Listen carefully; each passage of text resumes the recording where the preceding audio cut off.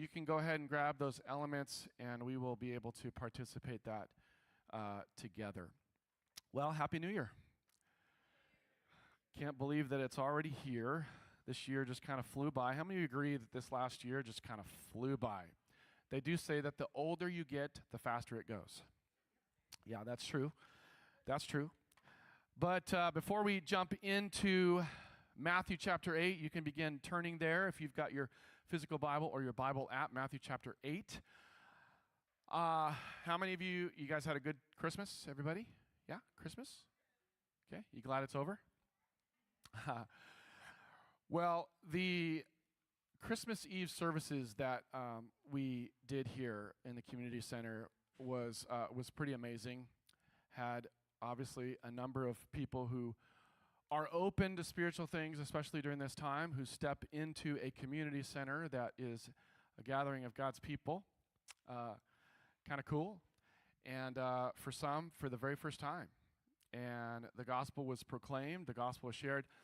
In the second service, in our candlelight service on Christmas Eve, there's a good friend of our family and his older teenage kids. I'll have to say, like the last, I'd say 18 years, we have prayed and prayed, 18 years of inviting him into salvation through Jesus, inviting him to a church. And he showed up on Christmas Eve candlelight service, and it was awesome. I'm planning on catching up with him here in the next couple of weeks, and it was just so neat. So never give up on those that you're praying for and that you want to come into the kingdom, because God is faithful. Amen? Amen. With that, let's pray. Father, we thank you. We're full of thankfulness for your faithfulness. And Lord, I thank you that you've gathered us here today. I know that all of us who sit here, Lord, it's not by happenstance. It's not by coincidence. And even those that are online, it's all for your purpose and for your will. And so, Lord, we just settle in and rest and know that you are God by sitting still. And I pray against any potential distractions, even things that we're planning for this evening. Lord, for this moment, that we would listen to your whisper and your love, and that we would respond. I pray that you would get me out of the way today, and may your Spirit do what I can never do, and that's change lives. So we give you full permission, Holy Spirit, to change us from the inside out. In Jesus' name, amen. So we're going to do something a little, well, we're pretty much out of the ordinary type of church anyways. So we're going to do this. I'm just going to have you yell out, blurt out. Okay, this is interactive because we are an interactive church. Just yell out at the same time what your New Year's resolution is. Ready? On 3, okay? Hopefully I can hear some of those resolutions, okay? Ready? 1, 2, 3.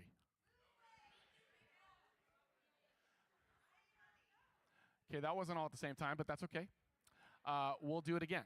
All right, so louder so I can hear. I didn't hear anything, but that's okay. All right, so here we go. 1, 2, 3. I heard losing weight. I heard losing weight. That's what I heard. And so, what's that? Oh, reading the Bible. That's a good one. All right, speaking of read the Bible, let's go ahead and do that now. It's interesting that as we enter into another year, 2024, doesn't sound quite, I don't know, 2023 was a little bit more like, 2023 is going to be for me. 2024, it's just, for some, it's just another year. For some, there's some trepidation, there's some fear coming off of 2023, all the things. The top 5 resolutions in 2024, according to a Forbes survey, are the following. Number 1, improve fitness. Number 2, improve finances. Number 3, improve mental health. This is taken from just 1 year, was number 4, improving mental health, to now number 3. Number 4, lose weight. And number 5, improve diet. It's interesting that you look at the themes of these 5 New Year's resolutions for 2024. There's a theme because 3 out of the 5 have to do with the physical body. 1 with the mind. And it's interesting that there are 0 having to do with your soul, your spirit. That's interesting to me. Because what you will find in most, if not all, New Year's resolutions is all about mind and body. Now, there's nothing wrong with this. I say go for it. The things that you're setting forward into 2024 that have to do with your mind and your body, I say amen. But almost nil to nothing are resolutions of who you are. Like your soul, your spirit. The spiritual. You won't find resolutions like number 1 being forgive more, resent less. Or this one, pray, or I'm going to read the Bible intentionally. I'm going to read the Word. Now, I did hear some of those resolutions as you blurted out your resolutions.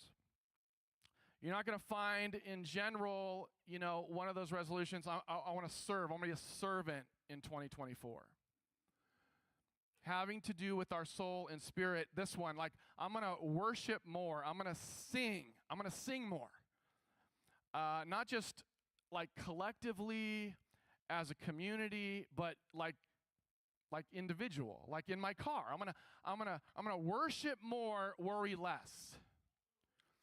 Or you won't find necessarily this on the top resolution. I really want to find a faith community.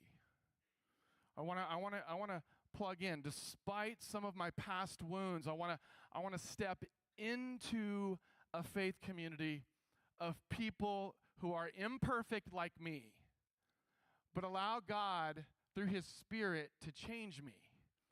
And it's a mess at times. These resolutions are usually on the low on the totem pole when we think about having to do with our soul, our spirit. Now, to set the context to Matthew chapter 8 that we will dive in today, we're literally in the middle of Jesus' public ministry here in Matthew chapter 8. He's preaching the kingdom of God. He says, you're looking for a king, you're looking for a kingdom, you're waiting. I'm right here. And this is what, right in the throes of Matthew chapter 8, this is what's happening. And Jesus is doing all kinds of supernatural things in the area of signs and wonders, and He's doing miracles and healings, and people are taking notice. It's going viral. That's a callback to our Christmas Eve service. And so crowds are taking notice. Word on the street is this man supposedly is this Messiah. He's saying he's not quite saying he's God, but kind of, and so there's a lot of curiosity. There's a lot of wonder that's happening here in leading up to Matthew chapter 8. People are amazed.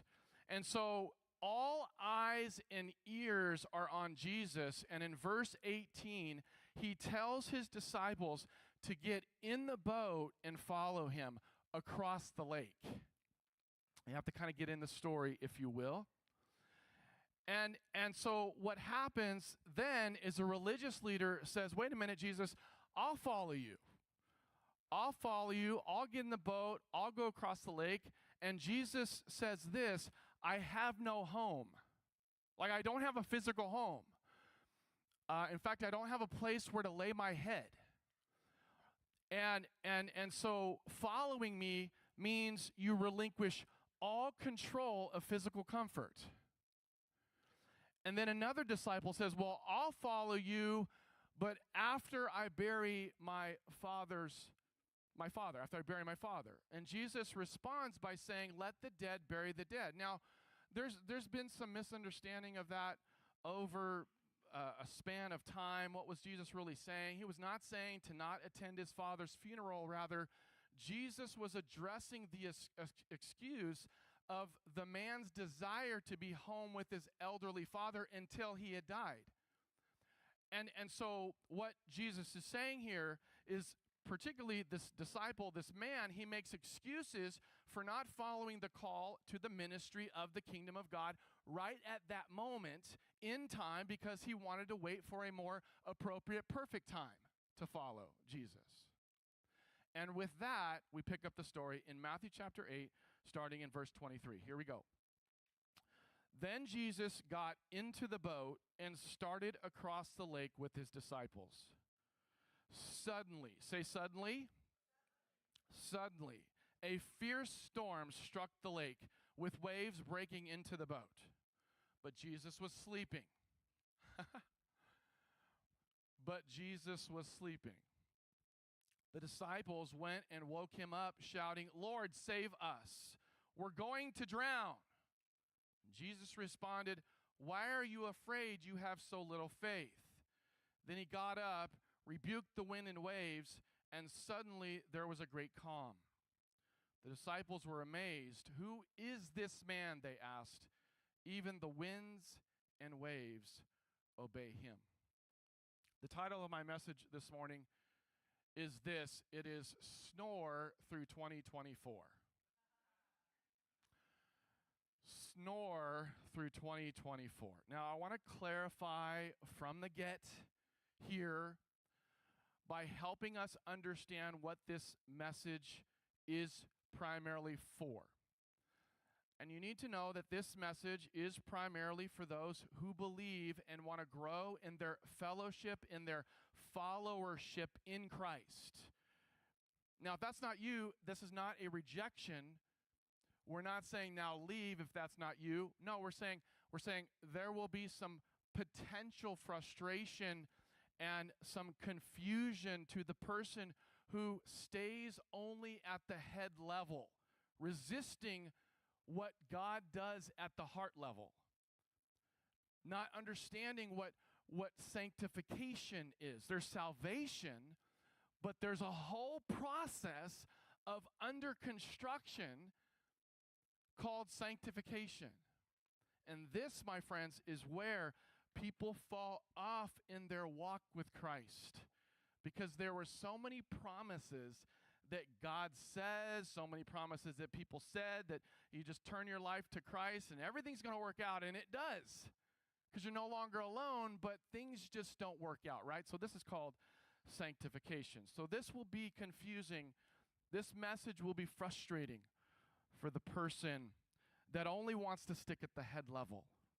Snore through 2024 does not mean that we not take responsibilities in the areas that we must, that God is calling even now, that we take captive the things that are entangling us and what we think is freedom but causing bondage.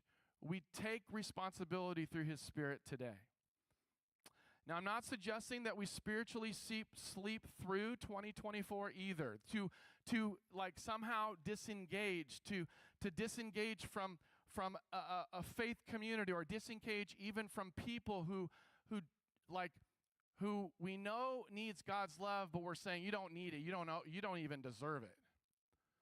But that we not disengage and that we not sit on the sidelines. That's not what I mean by snore through 2024. To snore means to not worry about what may come or not. That's what we're talking about here today. It seems that the last couple years, it just seems like this. I don't know if you agree or disagree with this, but it seems, from my perspective, it seems that the last couple years, fear is just kind of rings in the new year, and like rather than faith. And so we're just going to address that today. I am suggesting that we snore when we are called to sleep, and to to stay awake when we are called to stay alert. Okay, so that's what this is about today. It's interesting, speaking of staying awake, sleeping, Jesus made this very clear. Luke chapter 12, particularly in the area of staying awake. This is right, and we're going to end our time today in communion. Jesus is literally in despair. He's in distress, so much so that he's sweating blood. He knows what the plan of the Father is because he doesn't do anything besides what God called him to do.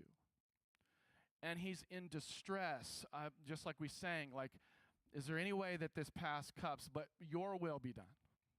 And in Luke 12:45, Jesus is praying. He's looking to the disciples to pray, and at last Jesus stood up again and returned to the disciples only to find them asleep, exhausted from grief. And Jesus says, "Why are you sleeping?" He asked them. "Get up and pray so that you will not give in to temptation."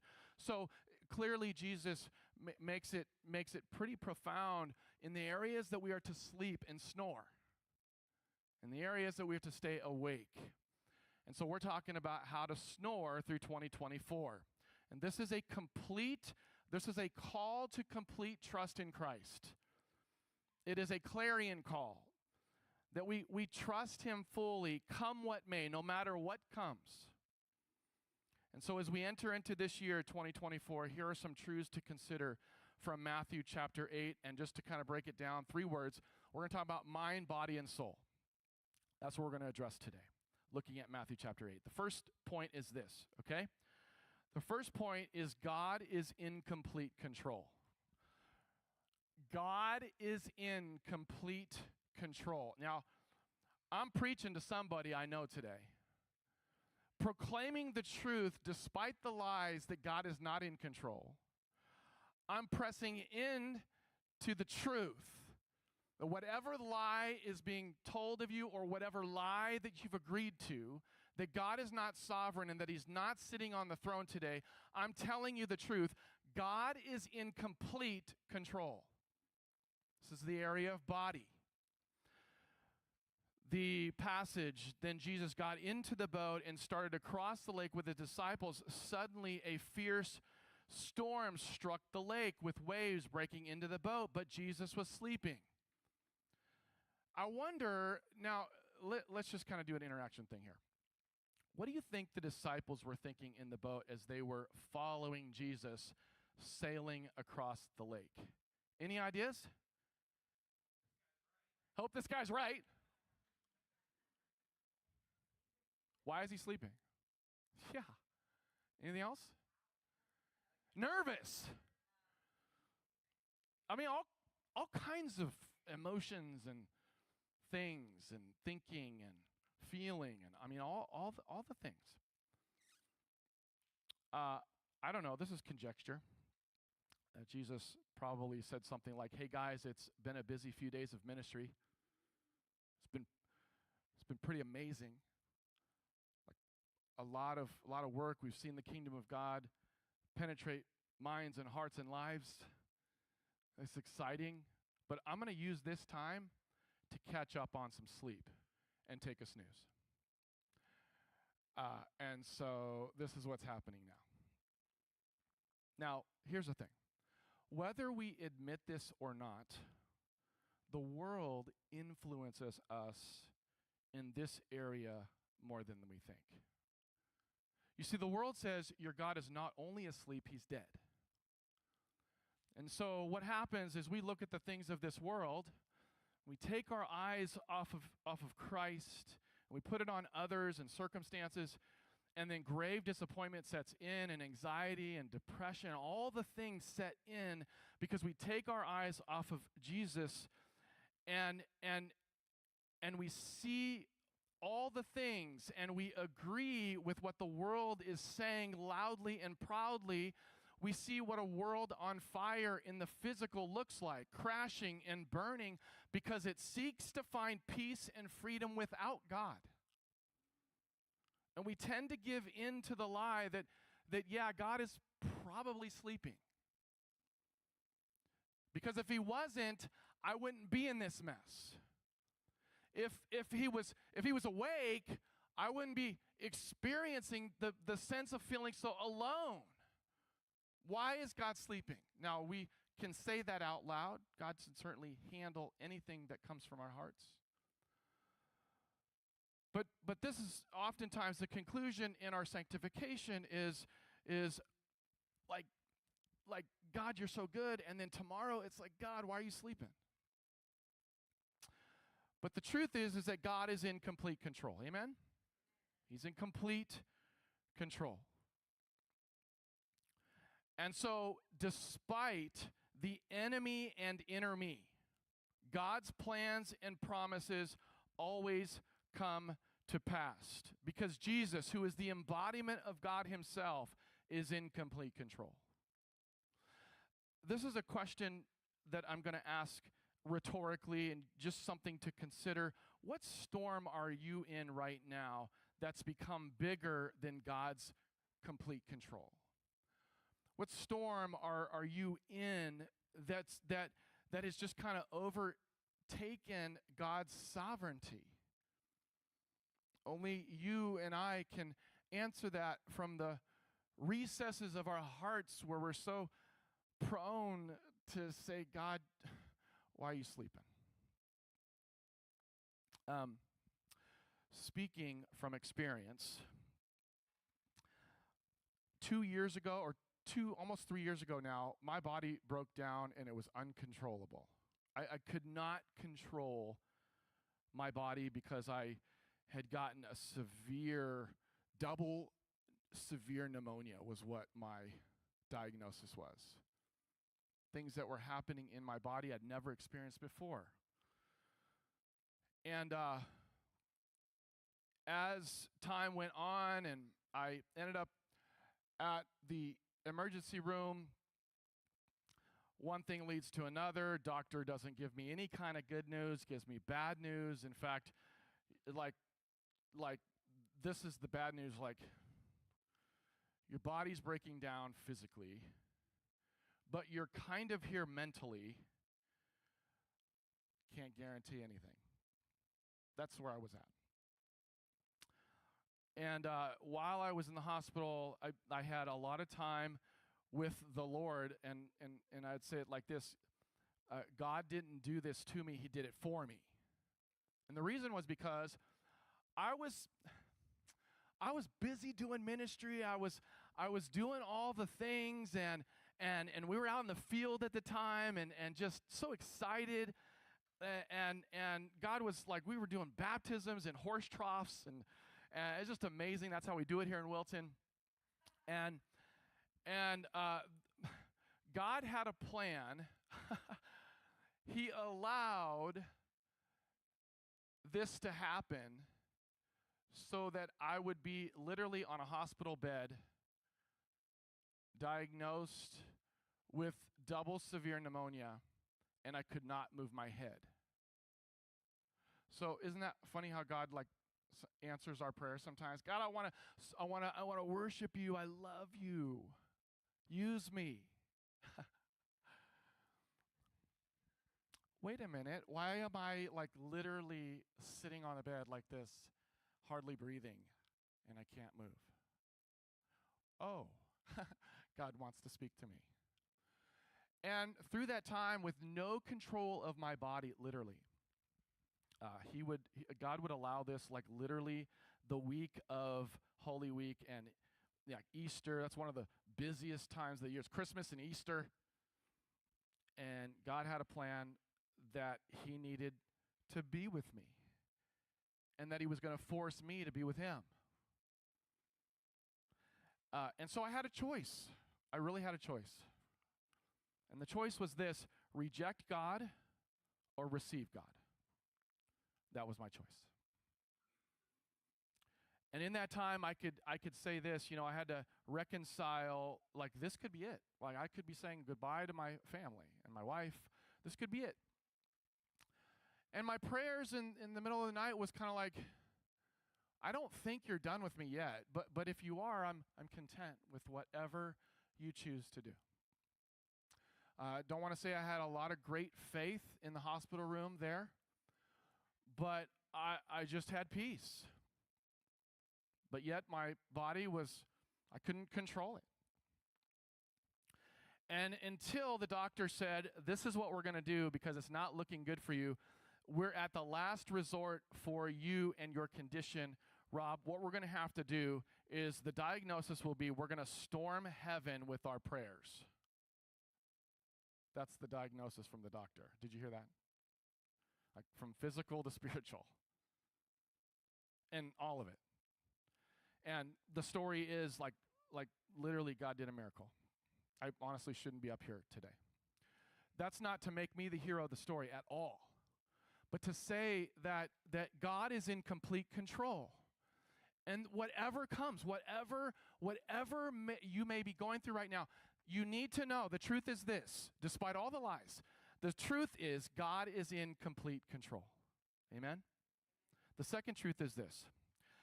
Okay, you ready for this? Are you ready? Asking for help is a must. Asking for help is a must. This is where our mind tends to disagree. The disciples went and woke him up shouting, "Lord, save us, we're going to drown." Help us, not hours from now, but now. My background, my training and experience is in the field of counseling. After my first round of ministry, coming out of college, getting married, and ministry training, took a full-time position in Southern California. I was doing all the things, and fast forward, I decided that I didn't like the direction that God was taking me, so I decided to take matters in my own hands. I relate to Jonah. I really do. Like, God, all this, I'm gonna go do this. And God's like, you can go do it, but I'll be chasing you because I love you that much.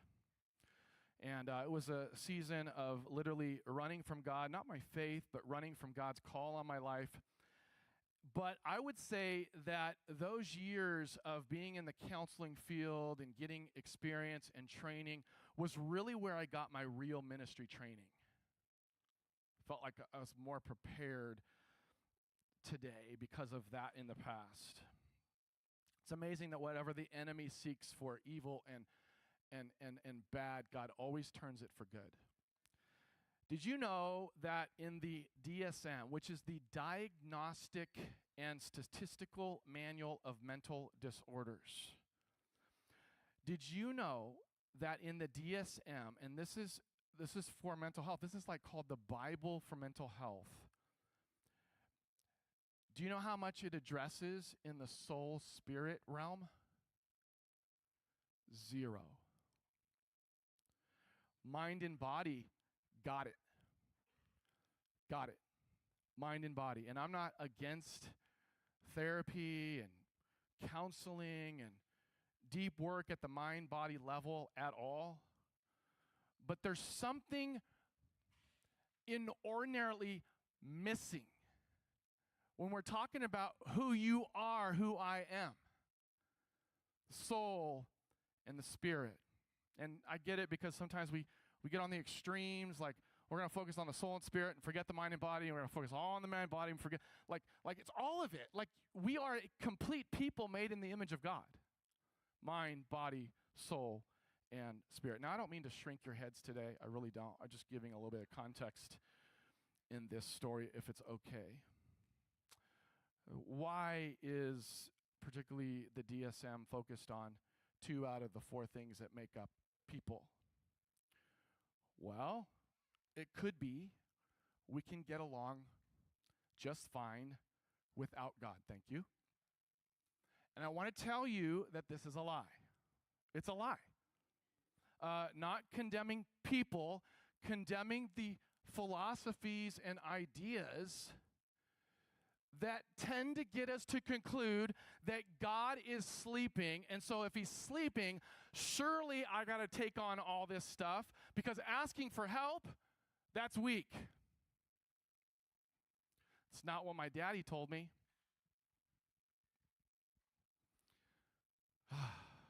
I'm not mad at you, by the way. I'm just... Calm down, Rob. since the lockdowns of 2020 and 21, you need to know that mental health disorder continues to skyrocket. It really does. Suicidal ideation, skyrocketing. Alcohol abuse, skyrocketing. Drug addiction, skyrocketing. Fentanyl. Trying to get some sort of relief from the pain and taking a bad version of what is said, this will make you feel better, kills you. Happy New Year.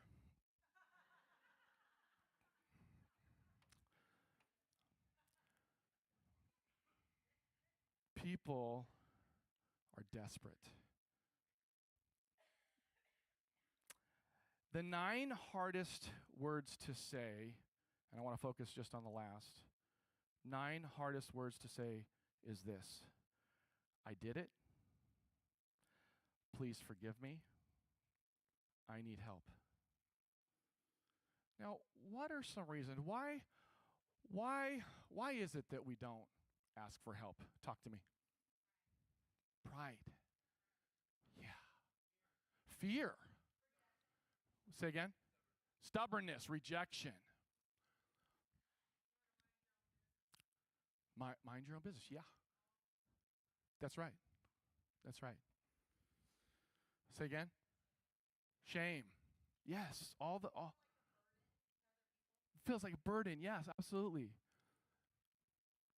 Grief. Going through those stages of grief. Not realizing that there's in fact a process of grieving. Not understanding, and at the same time, I'm not sure God is in complete control. Certainly not feeling it. I can read it, but I can't feel it. I can't sense it. I don't know the truth. Asking for help is a must. Let me ask you this. How long do you think it took for the disciples to wake Jesus up? How can Jesus be sleeping through this? Is he okay? Is there a pulse? How could he be sleeping through this violent, as the scriptures say, this violent storm? It suddenly came upon them, this fierce storm. It wasn't just a storm. The taste of what this would be was a year ago with what we experienced here in Wilton. Times that by 10, okay? This fierce storm, and Jesus is sleeping through this. Doesn't he care for me? Doesn't he care for us? Doesn't he see the obvious? And here he's snoring in the back of the boat. How dare him? How dare him? And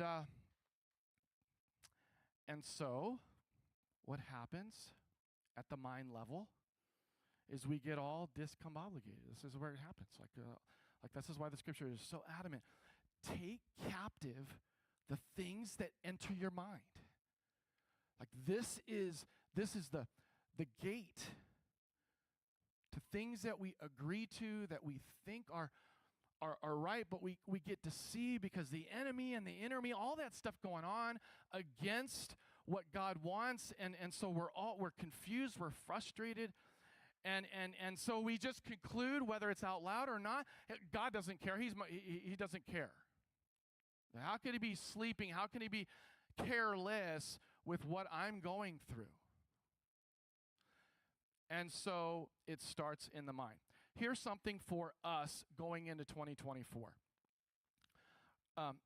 Let's make it a resolution as a faith community, as Living Water Church, even those that are tuned in online all across the country. You can join in, okay?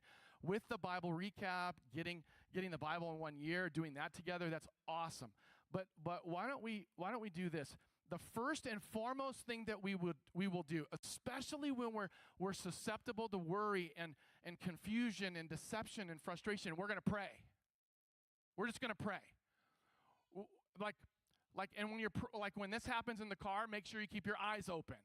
Don't pray like that. Just pray. God, help me. That's it.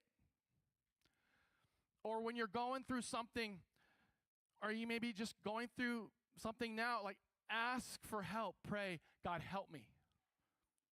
And watch what God does. Watch what he does.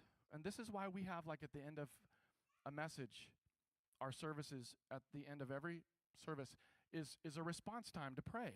Now, we've used to have it over here, and we've moved it over there. And I get it. Like, I don't want people to see me go and get prayer because they just may be thinking, like, I got all kinds of things. Like, we are real people here. Like, authentic, to understand that God does the work of perfection in our imperfections. It's through him. It's what the work of the cross did. Done. Complete. Now in our sanctification, I need prayer because I feel alone. I need prayer because I need to ask for help because I've exhausted all my resources. I don't know where to go. I don't know where to turn. And so that's why we have our prayer time. That's why we make it a plan to like respond so that you can come. And you know, it's interesting that what God does in his will and his glory, like, we're not meant to be alone, but Jesus oftentimes in our sanctification doesn't force us to be alone because he wants to hurt us. He forces us to be alone so that we can rely on him fully. But you're not alone. We can go with a brother, a sister, because we are in this together. This is the power of a faith community. Did you know that people are not coming to church anymore today, which in the past it used to be? They're not coming to a faith community. They're not entering into a faith community, like even stepping in, like putting the toe in the water, like stepping into a faith community. They're not coming to be entertained. They're coming because they want answers to their brokenness and to their mental state and to their heart state. It's affecting everything. And so let's be a faith community that says this is a place where we are okay. We are okay to ask for help. Jesus responds, "Why are you afraid?" Some translations say, "Children, why are you afraid? You have so little faith." Last point, give your faith a workout. Say workout. I brought these massive Bibles today. This is the New Living Translation. I mean, I'm telling you, you can come up here afterwards. Like, this is heavy. Like, we even weighed this. This is like both. This is 10 pounds of Bible right here. And so let's do a faith workout.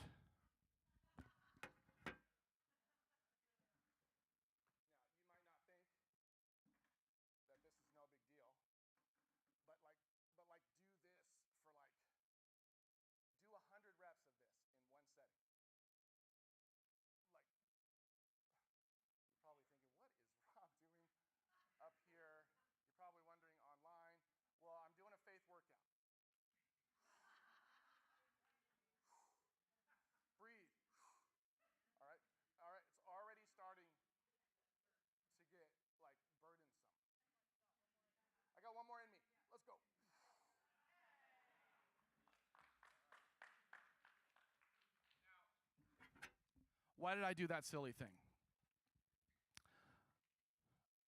Here's the thing. It takes work to get into the Word. It really does.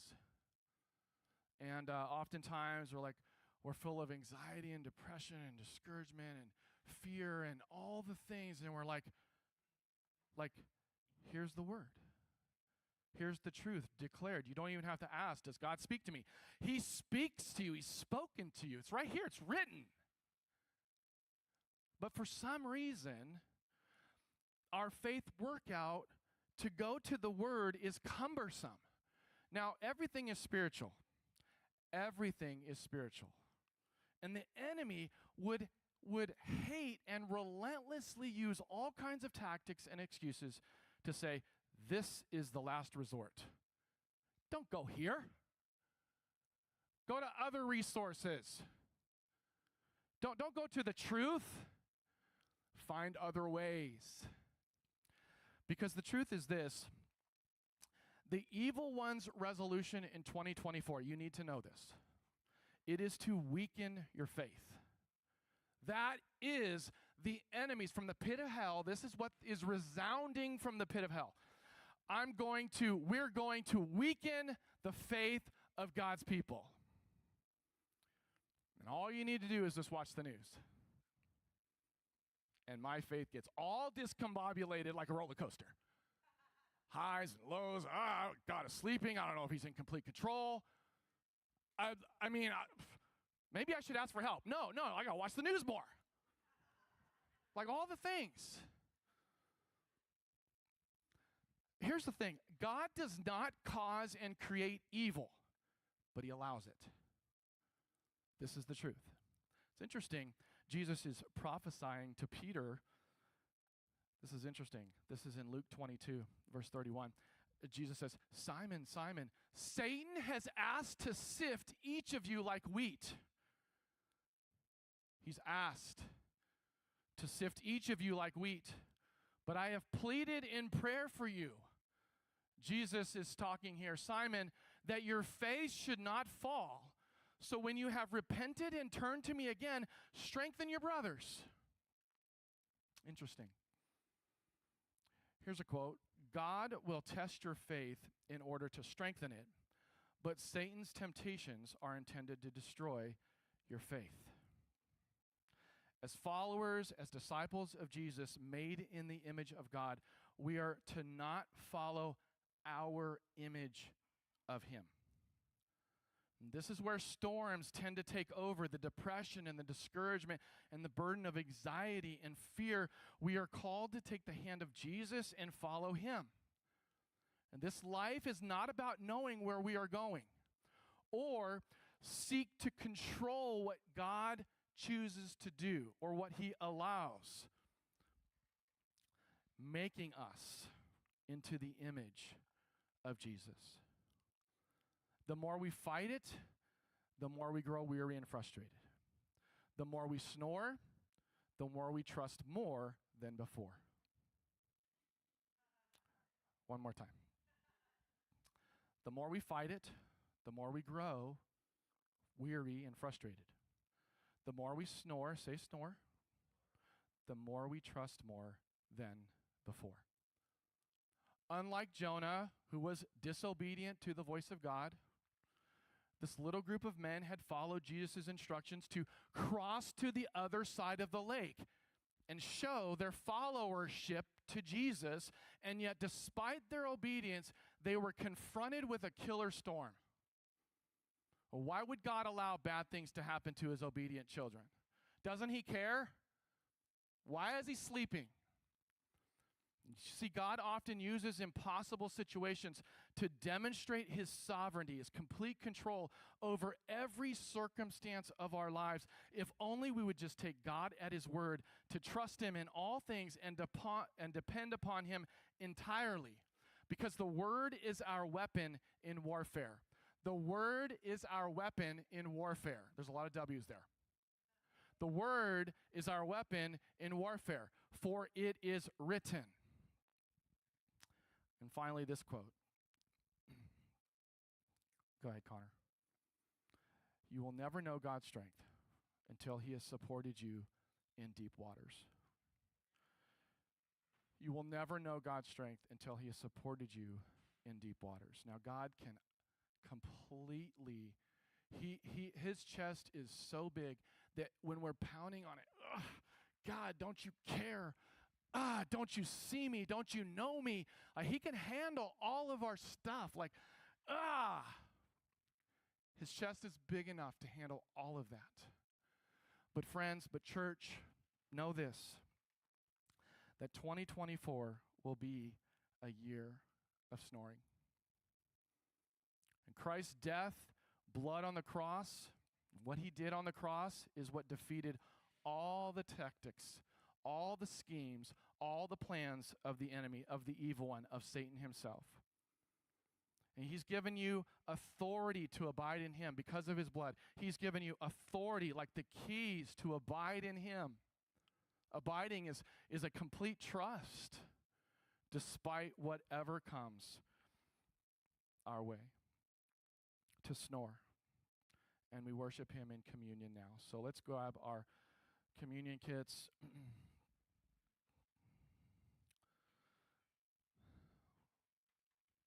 Worship team, calling up. Now it is tricky to manage this, so I'm going to give you a little bit of time to take the plastic off of where the cracker resides.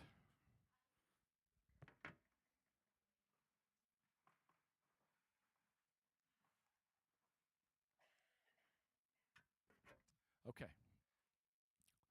Let's settle our hearts, our minds, our body, our soul, our spirit.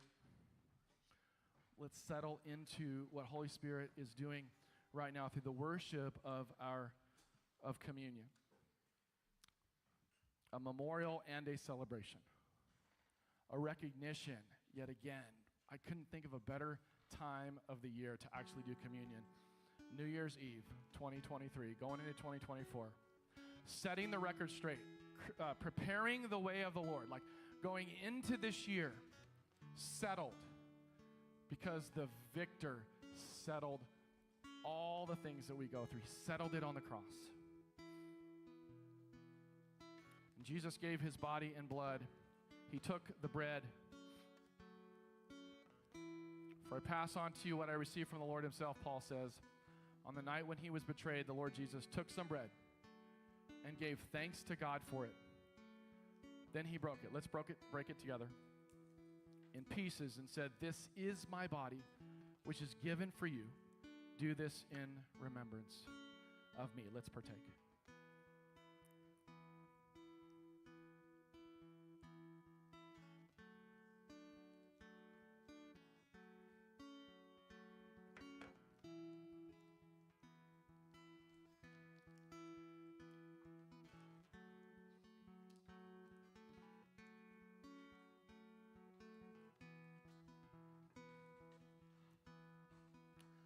Took the cup in the same way he took the cup of wine after supper, saying, "This cup is the new covenant between God and his people, an agreement confirmed with my blood." An agreement confirmed with my blood. Do this in remembrance of me as often as you drink it. For every time you eat this bread and drink this cup, you are announcing the Lord's death until he comes again. Let's partake together. Let's stand and pray.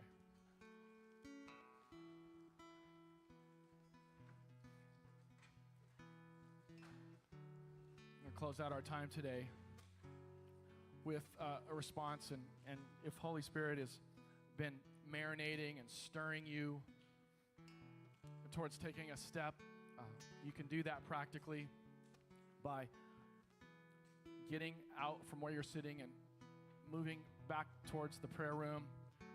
We have people over there that want to pray with you and for you. The truth is that when we do something physical, something spiritual happens. And that's not mystical, that's the truth. When we set our hearts before the Lord physically, spiritual happens. And you have people over there that want to continue to use their gifts of intercessory prayer, and you can go and meet one of them, and they will pray with you. If you're here today and you do not know Christ, that's not secure. Your salvation is not secure. You can leave here today knowing, in fact, what Jesus did on the cross for your sins, past, present, and future. And you can have more than just this life. It's an eternal life, soul and spirit, mind and body. Don't leave here today without saying yes and surrendering your life to him. For some of you, this is a time to reflect and going into a new year to even rededicate your heart to him. Don't give in to the lie of Jesus saying, well, like, see, God doesn't love you, you're not saved. Like, this is part of the sanctification process that we often we just instead of being all in, we just kind of fold. We put all of our chips in the table, so we walk away. And so maybe you're feeling like your heart is like walking away. You feel like you're walking away. Come back to him. Come back home. And Father, we love you so much. We thank you for the work of the cross. This will be our celebration for all of eternity. But God, we take this special holy moment to remember what you did on the cross so that we may have life and life eternal. God, I pray that for a church as we go into 2024, Lord, we know the enemy is going to try and do all he can to stop the kingdom of God through this ministry. We know that the enemy and the inner me is going to fight against what you want and greater faith. Father, we say, greater is he that's in us than he that's in the world. That no weapon formed against us will ever prosper. We love you. We thank you. We give you praise.